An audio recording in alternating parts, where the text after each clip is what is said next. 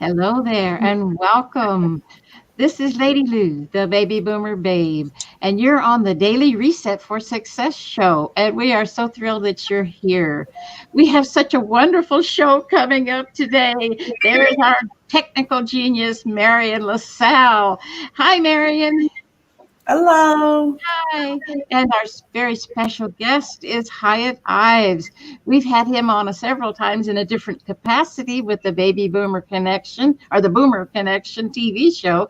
But now he's here with us today to talk about one of his specialties. He's a marketing genius and he's an author and he's had many decades of experience in business, mainly in marketing. And he's going to help us today to know about words. He's a wordsmith. And some of the things he said over here are so much fun because we do slaughter the English language a time or two in our writing and our speaking. And Hiett is an expert in all of that. So Hiett, why don't you give us a little bit of a background on what you're doing here with your wordsmithing? Well, my father was career military. We spent 4 years in the UK, and he put me into the British school system. And I was thrown into a school that had an annual essay contest. It was 5th, 6th, 7th, and 8th grade. The 5th graders wrote 1 page, 6th 2, 7th 3, and 8th grade 4. And everybody participated. They all wrote on the same subject. And at the end of the year, they had a field day. And a senior always won the essay contest. Oh. Well, except the year that I came in as a 7th grader. And I won the contest for the entire school. Ooh. Now, this was a British Jesuit school. And, of course, the Jesuits are the educators. So it took me a few years to realize what that was. But I said, if the British Jesuits recognized my skills, maybe I ought to hone them a little bit. So I got into writing.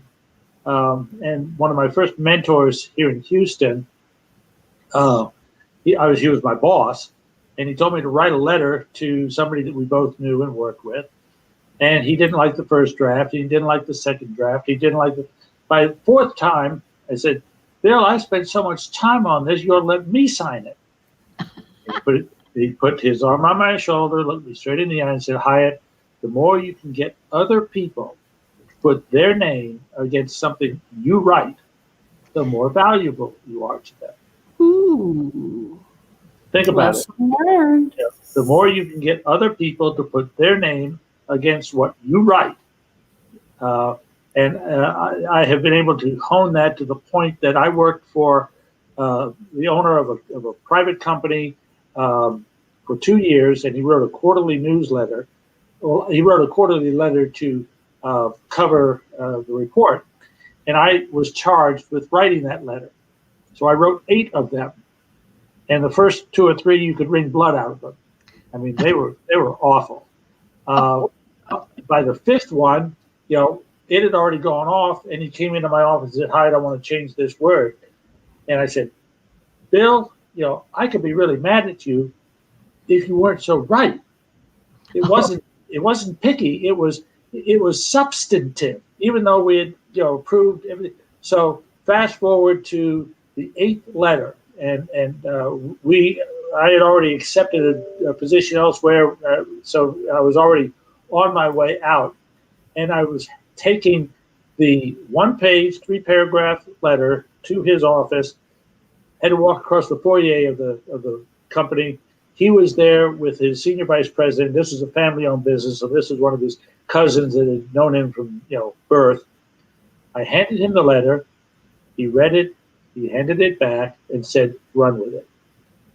The VP said, "I have never, ever in my life see him do that." But what I had done, I had managed to hone the ability to listen to people and then put in writing, put in word what they said to the point that they'll put their name against it. Ooh, that's big. Lesson learned. A good one. Oh, well, and this is, in layman's terms, this is ghostwriting at its best, right? Oh, yeah. Yeah. In fact, another company where I was the editor of the in-house magazine that went also to clients, I would always have a couple of articles in there under my byline for my responsibilities, but I often wrote articles for the vice presidents of various departments, and they say, yeah, I like it. Go ahead and put it up. Put it up over your name. I said, no. They're not going to read it by me. By you, the vice president of marketing or the vice president of operation, they'll read it. So in any given edition, there would be, I'd have 2 articles under my byline and a couple of other articles under, as you said, ghostwritten. Wow. Well, that is a huge skill. I admire it. And the fun things you've been sending lately with the words, I just adore it because I'm a word person. I just love different words and how they can be twisted and turned and have great meaning. And they're just so much fun. Are you planning to do a newsletter with your words?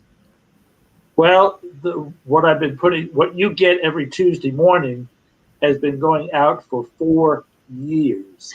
Oh. In fact, I was in a networking group up in Tomball on mid-October 2016, and I was doing my introductory presentation, 20-minute stand-up presentation. And rather than, my name is Hiett Ives, blah, blah, blah, blah, blah, I did a thing called That Ain't Not Right, the Use and Abuse of the English Language. Nice play on words. That ain't not right, the use and abuse of the English language. And I covered half a dozen different things. And one of my business associates, there you are, that ain't not right. I love it.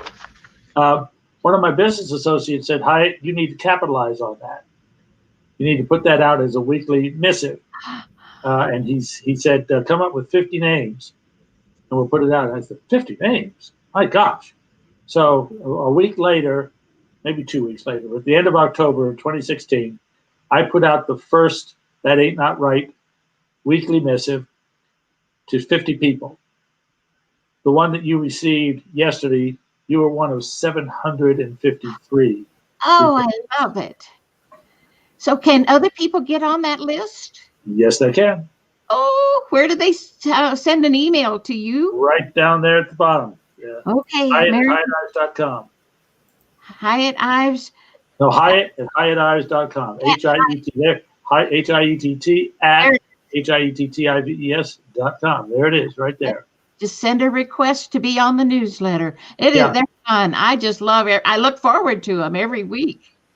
Yeah, and in fact, the one that I did yesterday on the first word, the first telegraph, the first transatlantic phone call, the first one was the first word from the moon, and a friend of mine who is heavy into IT sent me the first text message, the first website, a whole bunch of communication stuff within the internet. So you'll see that in a subsequent one. And some of the things we'll talk about here, you just held up. You held up that. We can cover some of the things in there. Yeah. I love it. And the one I'm writing and editing, that's just something that you sent me. Oh, yeah. On your website. This is actually on your website. Yes. Yeah. In fact, between the two, I love to edit. I mean, I can turn, I can make a silk purse out of a sow's ear. I love it. Because go ahead. Yeah, I've taken somebody's 3-paragraph description of their company, where halfway in the middle of paragraph 2, they have stated their company credo, their raison d'etre, and by simply taking that one sentence and moving it up to the first sentence in the first paragraph, all of a sudden everything else that had been sloshing around flows because it's supportive. So editing and something that I gave you last night, and I will give our listeners to later on in the progress, is changing things from the past tense to the present tense. How many of us have said, I have been an employee of that company, or she was a graduate of the class of '08, or they were military in their younger days, because it's all past tense. So naturally, you say in the past tense. Wrong. You can say all of those in the present tense, and they're all a whole lot stronger. I am a former employee of that company. I am a former employee of company. She is a proud graduate of the class of '08. They are all proud ex-military personnel. So would you like to be referred to as, Lady Lou was a graduate of the class of '08, or Lady Lou is a proud graduate of the class of '08? Oh, you are only what you are right now. Yeah, it's semantics, but it's beautiful the way you say it in the present tense. I had never really thought about that. No, never have. Now, I was able, what you sent us this morning or yesterday, I was able to break it up in halves, and I can bring it up on the screen. So this is the first part. And well, all right, stay there for just a second. The last one that I have, so the first three were past tense. That last one, you will always get good service here. The present tense of that is, you always get good service here. The beauty of the sentences with the word will in them, 85% of the time, if you find a sentence with the word will in it, 85% of the time, you can simply lift will out of it, and it makes perfect sense and is far stronger, because you will always get good service here. And you say that to people. You always will get this, as opposed to whether you will always get good service. You always get good service here. That's present tense. That's now. It references the future. So you want to do as much as you possibly can in the present tense. Eliminate the past, eliminate the future, keep it in the present. Very good, very good. Now I have the second part of that form you sent us, and this is the second one, the questioning 5. Yes. So often we ask questions, can I show you my etchings? Do you want to buy this? Can I help you? Well, those are all yes/no questions, and people can turn you off real quick. Oh yeah. There are 5. The questioning 5. They're open-ended questions. Well, first of all, what is an open-ended question? An open-ended question is one that cannot be answered with a yes or no. And how do you formulate an open-ended question? You use one of these 5 questioning 5s. Who, what, when, where, how. Now, who's responsible for this function in your company? What application do you have for this product in your operation? When was the last time you bought one of these? Where do you currently buy your left-handed widgets? How often do you use left-handed widgets? Perfect. And that immediately requires the addressee, the person you're addressing. Marian, how often do you use left-handed widgets? Never. Yeah. Well, okay. You thank you. You have just disqualified yourself. So, Marian, fine. Thank you. Get out of my way so I can find somebody that does. And I've literally done that. In a trade show application. When was the last time you used left-handed widgets? We don't use left-handed widgets. Well, fine. Get out of here so I can talk to somebody that does. Exactly. They laugh, you laugh, they get out of the way, and you find the next person that's a left-handed widget person. It's a qualifying question, if nothing else. Oh, absolutely. Yeah, this is all stuff that's basic to sales, because I used to be a sales clerk. Well, that was my first job in a Joske's department store in Houston. If anybody's been around Joske's? that long, they remember Joske's. Rudy? We were always, Yeah, you're dating yourself. Yes. Yeah. We're dating ourselves. Yeah, we were taught never to say, may I help you? Because they're going to say no 90% of the time. We were always taught to say, how may I help you? Yeah. Back to what you're doing. Yeah, see, a little change of one or two words, and you got a whole new perspective. Exactly. What brought you into the store? Exactly. When was the last time you visited the store? Which of our stores do you normally shop at? So it's all qualifying, open-ended questions, and it requires them to qualify or disqualify themselves. And it's conversation because they warm up to you because you're friendly. Well, and where I learned all of this is, let me go back up. Where are you? Those two books right up there, over my shoulder.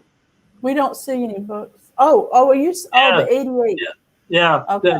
All right. There's two books up there. One is That Ain't Not Right, which is the one in the back, and then the one in the front is the 88 Success. That's not going to work because it doesn't. It washes out. Anyway, I learned. I effectively honed the open-ended questions in my trade show life. And I have a company that literally guarantees qualified leads for anybody at any trade show. And the way I do that is I'm on the trade show floor and I'm asking the open-ended questions. I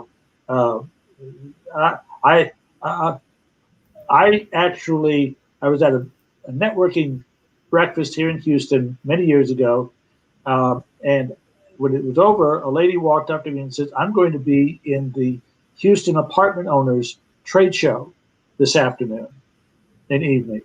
Now this is it's a once a year event, and it's the exhibitors are people that want to sell to apartment owners, to apartment complexes. As you well know, there's thousands of them here in Houston. So and everybody wants to be in the show. It's like from 2 p.m. until 8 p.m. It's one of the shortest trade shows that I've been in, but it is very, very intensive. And she said, "I'm going to be exhibiting in that show." I said, "You put me in your booth and I will guarantee you qualified leads from that booth, period." She said, "Okay, here's my fee." "Okay. Oh, by the way, what are you selling?" It really didn't matter to me.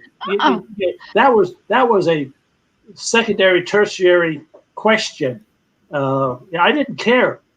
I knew I'd be able to sell it, and I did. Hiett, do you see those types of trade shows coming back? Oh. In the form that we knew them, not anytime in the foreseeable future. However, there are what are called virtual trade shows. Right. They've been around for several years, but they're going to become very much more important now. And a virtual trade show is literally on computer. And they set it up over a 1-day, 2-day, 3-day event. And just like you have educational sessions and open sessions, they have all those set up on the computer, and you can check into them. And they have the trade show. So if you're looking at your screen, think of that as a trade show hall, and they'll identify the 10 or 20 companies that have a booth. And you click onto, and it is lined up just like a trade show. You click onto a booth, and it lets you into their booth. And it has literature and stuff that you can have sent to you. And it says, if you want to talk to one of our salespeople, click here. And let's say the two of you, I'm walking into your booth, and I'm interested in what I see. I can click on Marian, or I can click on Louise, and click on you, and we're into an immediate Zoom conference. You're sitting just like you would be sitting in the booth. You're sitting in your office or wherever, waiting for somebody like me to come into the booth. I love it. And here's where, on a regular trade show, you've got to haul them in off the aisle. These people have already committed. They're in your booth. Now you can waste time and say, "Hey, Louise, how's the show? How are you doing? And where are you? And da da da da."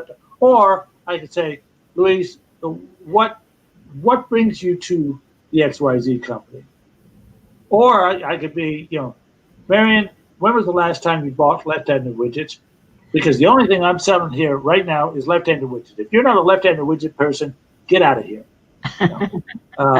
Or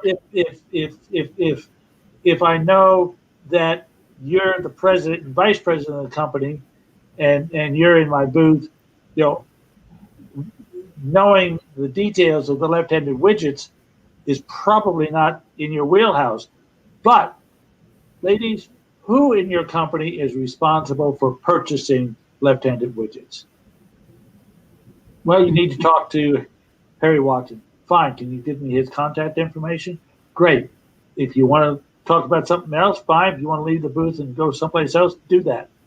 Because now I know when, I call Harry Watson, "Hey, Harry, Louise and Marian were in my booth, the virtual booth we had at the XYZ show yesterday, and they suggested I give you a call." Oh, it's beautiful. So, Hiett, are you going to be involved in those virtual trade shows? Yeah. In fact, I did. There's a company out on the West Coast called Pathable, Phable, and they conduct virtual trade shows for associations. And I did a webinar like this on open-ended questions and the use of open-ended questions. For the salespeople. Yes. I love it. Oh my gosh. Well, what are some of the other things that you can do for your clients? You can do copywriting, basically. You can write newsletters. You can edit. Tell us more about that part, the editing. Well, most people will, very few people have a really good grasp of the English language and how to write it well. There were mixed tenses, Yeah. I was doing this yesterday. I will do this tomorrow, and I'm doing this now. And they'll put that all in the same paragraph. They'll use negatives. You've all been to the store, and this is a true story from the author of this book. His friend owned an ice house on the edge of the desert, and he walked in and said, how's your ice sales? And he said, "They're horrible. I'm not selling any ice. Truck stop on the edge of the desert, and they're not selling ice." So let me help you. He changed the sign, left, and came back a couple of weeks later and says, "How are sales now?" They're through the roof. Well, the sign that had been, and we've all seen these, "Don't forget the ice. Don't walk on the grass. Yeah. Don't touch the paint." I want to touch that paint and walk on that grass, and I don't. And I want to forget all about that ice. Yep, exactly. Because the human brain does not like negatives. No. So it takes off the negative. So it would, "Don't walk on the grass, walk on the grass." Don't touch the paint. Don't forget the ice, forget the ice. You change that word to remember. Remember the ice. So now I look up at the sign. "Oh, remember the ice. Oh, yeah, okay. Throw on a couple of bags of ice. I'll pick it up on my way out." Yeah. So it's changing things to the positive.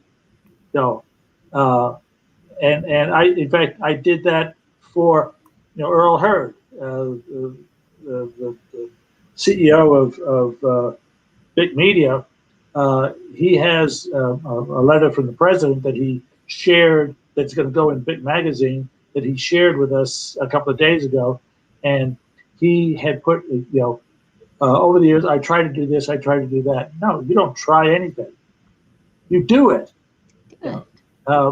Taking and the word that.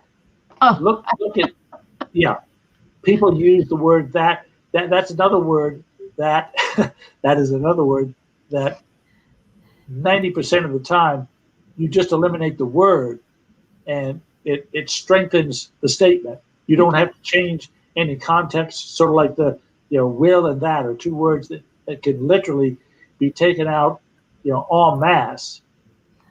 Yeah, one of my pet peeves is when people are talking, even in person, and I do it myself, I'm guilty.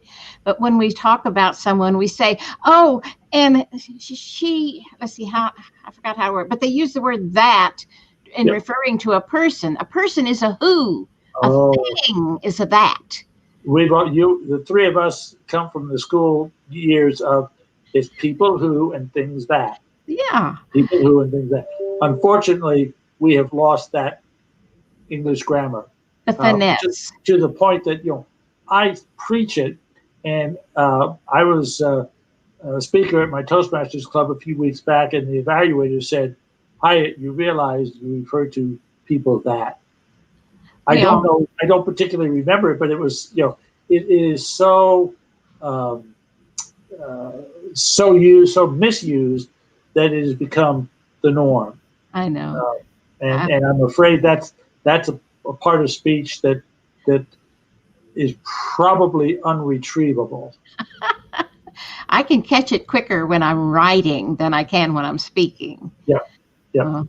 Well, tell us, we don't have much more time, Hiett, but tell us your free offer that we have for you, the audience. Well, the form that Marian put up in pieces, I will give to you at no cost, no obligation.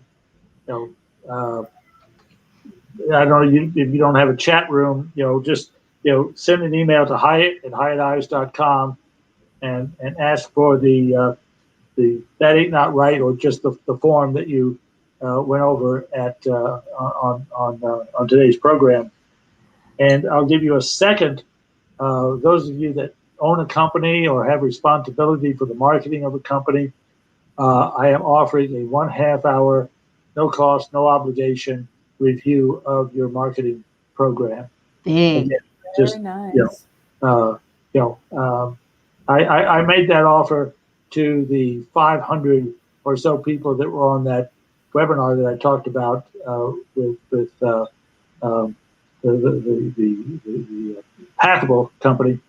And no sooner had I sent it out than I read an article that said, one of the worst things to offer as a first-time offer is a free review, because they don't know you. Well, hopefully, whoever has been watching this has been watching me interact with the two of you and having a whole lot of fun and smiling and looking, friendly and warm and all those kind of wonderful things. So hopefully you'll be comfortable, visiting with me. We can do it on a Zoom call. We can do it on a phone call. I'll even come to your office. I have to tell you that I've been reaching out to people, say on LinkedIn, because I have a hankering for having people on the show with us. So Lady Lou and I are always reaching out to people who we think would be good on our shows. And one of them is the work from home. So people who are working from home, I'd really like them to be a guest on the show. So I've been reaching out to people, and you'd be surprised at how rude they are or how unfriendly. And I'm like, who would want to do business with you?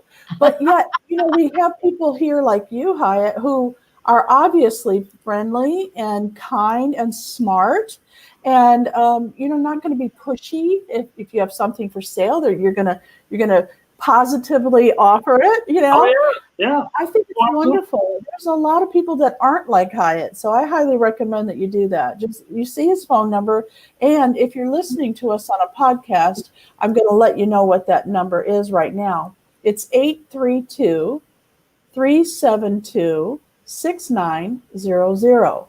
because we do have quite an audience on all the podcast platforms. People are taking us with them and with earbuds, see? So if you want to see what we look like, you can come over to YouTube or Facebook. You're the host. I won't mimic you. I'll let you. Okay. It's like the old Abe Lincoln. What is it? You could sit there and have people think you're stupid, or you can open your mouth and prove it. Oh yeah, there you go. That's a paraphrase of it, but.